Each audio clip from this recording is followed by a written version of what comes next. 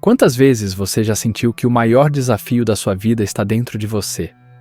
Talvez em noites solitárias, quando a agitação do dia se acalma, você ouça uma voz. Não uma voz amiga, mas uma crítica constante, que questiona, duvida e julga cada passo que você dá.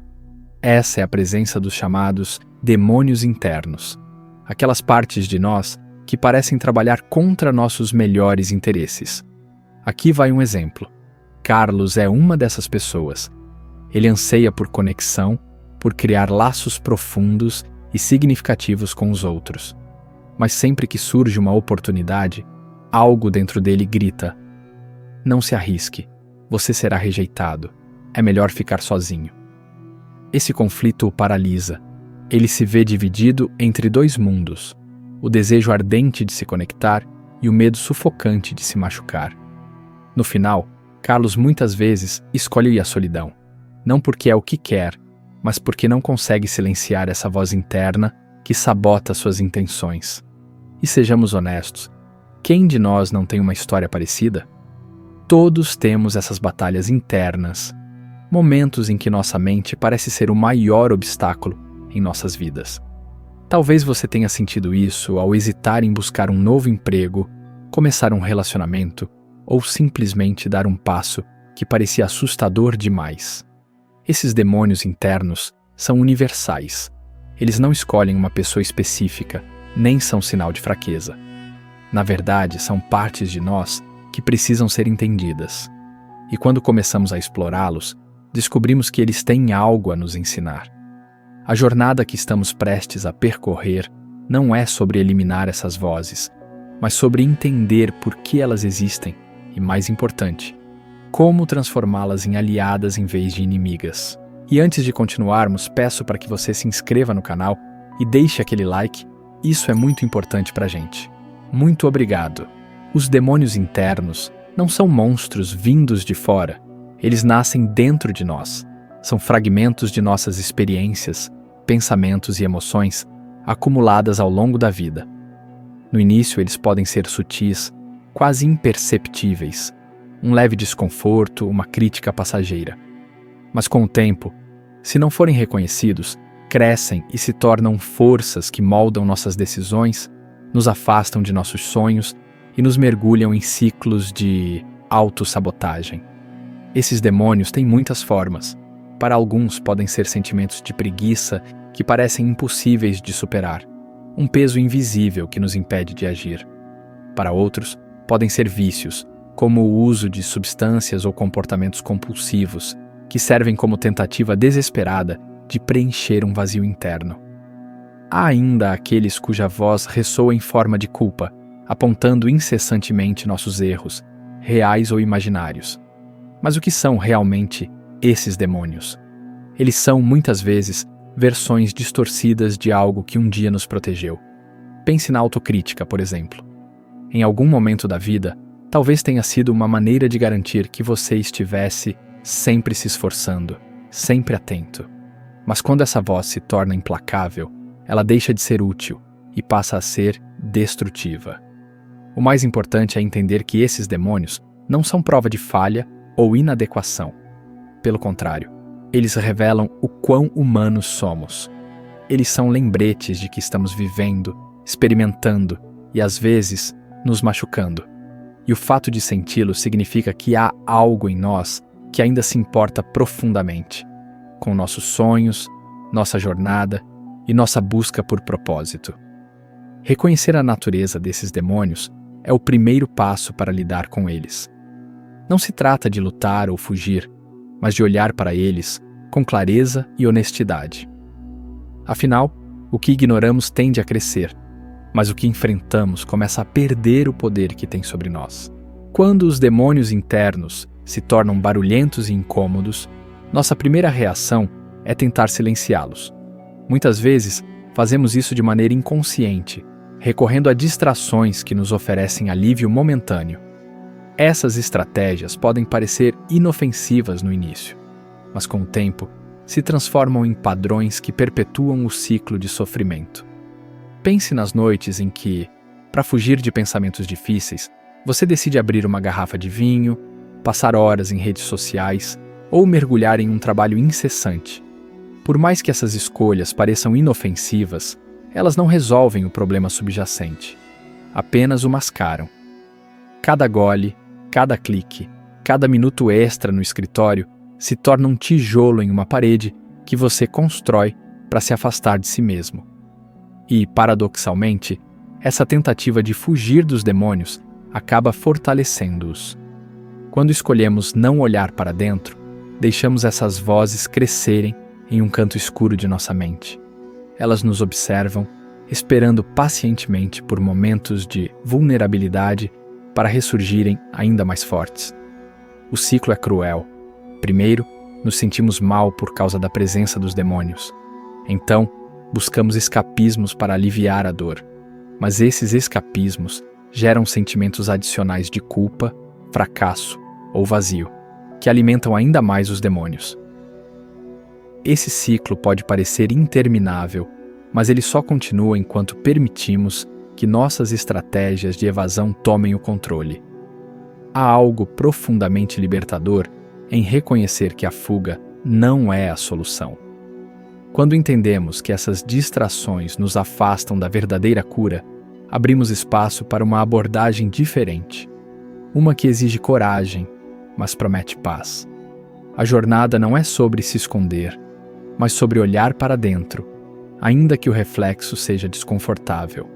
É o primeiro passo para quebrar o ciclo. E se em vez de lutar contra os seus demônios, você estendesse a mão para eles? Pode parecer contraintuitivo à primeira vista, mas há uma sabedoria profunda nessa ideia. Inspirada na prática budista tibetana de alimentar seus demônios, essa abordagem nos convida a enxergar essas partes difíceis de nós mesmos como aliados em potencial, em vez de inimigos a serem derrotados. Pense em seus demônios não como ameaças externas, mas como crianças assustadas, gritando por atenção. Imagine o demônio da autocrítica, por exemplo. Ele pode parecer cruel e implacável, mas e se você perguntasse por que ele está lá? Talvez ele respondesse: estou aqui para garantir que você nunca falhe, porque o fracasso seria insuportável.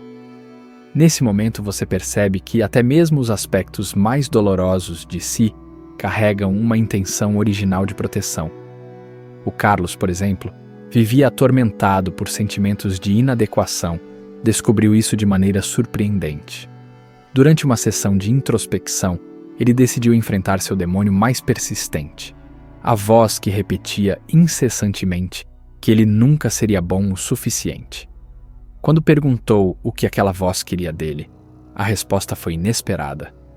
Quero que você seja reconhecido por tudo o que é capaz de fazer. De repente, Carlos percebeu que sua insegurança era, na verdade, uma expressão distorcida de seu desejo de ser valorizado. Esse tipo de diálogo interno pode transformar sua relação com os demônios. Ao invés de ignorá-los ou reprimi-los, você os ouve. Em vez de tratá-los com aversão, você os acolhe com compaixão. É como se você estivesse alimentando essas partes famintas de si mesmo, não com indulgência, mas com aceitação e cuidado. Esse processo não é sobre ceder às suas sombras ou justificar comportamentos prejudiciais. É sobre integrar o que antes parecia inaceitável, dando a si mesmo permissão para ser completo. Quando paramos de lutar contra nós mesmos, descobrimos que o verdadeiro inimigo nunca foi o demônio, mas a nossa recusa em compreendê-lo. Dentro de cada ser humano existe uma dualidade inevitável: luz e sombra. Elas não são opostas em conflito, mas partes complementares de um todo. A luz representa nossas qualidades, nossas virtudes, tudo o que consideramos digno e bom em nós mesmos. Já a sombra é composta pelos aspectos que evitamos, negamos ou rejeitamos, mas que, paradoxalmente, são tão importantes quanto a luz para nossa completude. Essa dualidade é parte essencial da experiência humana. Pense, por exemplo, na ambição. Ela pode nos impulsionar a alcançar grandes feitos, mas também pode trazer culpa quando sentimos que não estamos fazendo o suficiente. Ou considere a criatividade, uma força incrível para transformar o mundo ao nosso redor, mas que, quando bloqueada, pode gerar procrastinação e frustração. Luz e sombra são inseparáveis. Elas não podem existir uma sem a outra. O erro que muitos de nós cometemos é tentar viver apenas na luz. Esforçamo-nos para ser perfeitos, para mostrar ao mundo nossas melhores partes, enquanto escondemos o que consideramos feio ou imperfeito. Mas o problema de negar a sombra é que ela não desaparece. Ela apenas cresce em silêncio, esperando a chance de se manifestar. A integração dessa dualidade não significa celebrar ou justificar nossos aspectos sombrios. Significa reconhecê-los como parte de quem somos. É entender que o mesmo fogo que aquece também pode queimar.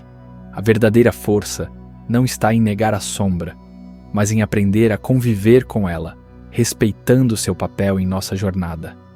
Quando aceitamos essa dualidade, começamos a nos enxergar de forma mais honesta. Não somos perfeitos, mas também não somos apenas nossas falhas. Somos um mosaico de luz e sombra, e é essa complexidade que nos torna genuinamente humanos. Carl Jung, um dos maiores pensadores da psicologia moderna, descreveu a sombra, no caso nossos demônios, como os aspectos de nós mesmos que preferimos ignorar ou rejeitar. Para Jung, a sombra não era algo a ser temido, mas sim compreendido. Ela contém os pedaços de nossa personalidade que foram reprimidos, por medo, vergonha ou simplesmente por acreditarmos que não eram aceitáveis. Imagine a sombra como uma mochila invisível que carregamos ao longo da vida. A cada vez que evitamos lidar com nossos medos, inseguranças ou desejos considerados inapropriados, jogamos mais um item nessa mochila. Com o tempo, ela se torna pesada demais, e o que foi ignorado começa a se manifestar de maneiras inesperadas. Conflitos em relacionamentos, explosões de raiva, ansiedade constante ou até doenças físicas. Jung acreditava que enfrentar a sombra era essencial para o crescimento humano. Ele chamou esse processo de individuação, o caminho para se tornar um ser completo. Isso não significa que devemos agir de acordo com nossos impulsos sombrios, mas sim reconhecê-los, entender sua origem e integrar suas lições. Afinal, a sombra não é totalmente negativa. Ela também guarda nosso potencial inexplorado, nossa criatividade reprimida e nossa força não reconhecida. Aceitar a sombra não é sinal de fraqueza, mas de coragem. Quando reconhecemos esses aspectos de nós mesmos, evitamos que eles nos dominem inconscientemente. A sombra só tem poder sobre nós enquanto a negamos.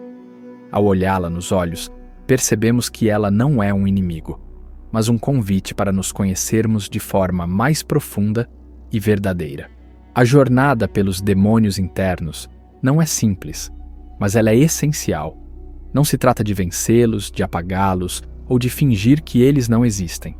Trata-se de aceitá-los como partes intrínsecas de quem somos, não para ceder ao caos que eles podem trazer, mas para aprender com eles, crescer com eles e, eventualmente, transformá-los em aliados em nossa caminhada.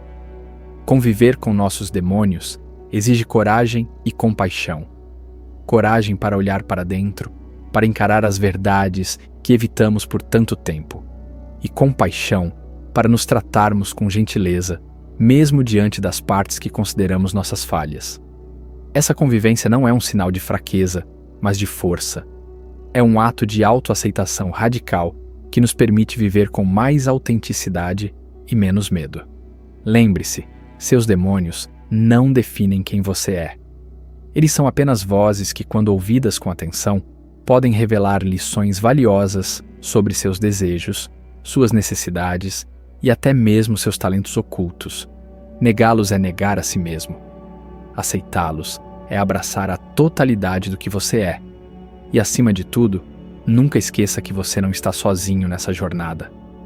Todos nós carregamos sombras, enfrentamos dúvidas e travamos batalhas internas. Mas também carregamos a luz, a esperança e a capacidade infinita de nos reinventarmos. Então, quando seus demônios sussurrarem no silêncio da noite, não os tema. Sente-se com eles, ouça o que tem a dizer e perceba que, no fundo, Eles são apenas um reflexo do seu desejo por cura, equilíbrio e paz.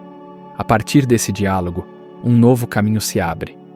Um caminho de liberdade, onde você pode ser inteiro, imperfeito e ainda assim completamente digno de amor e respeito.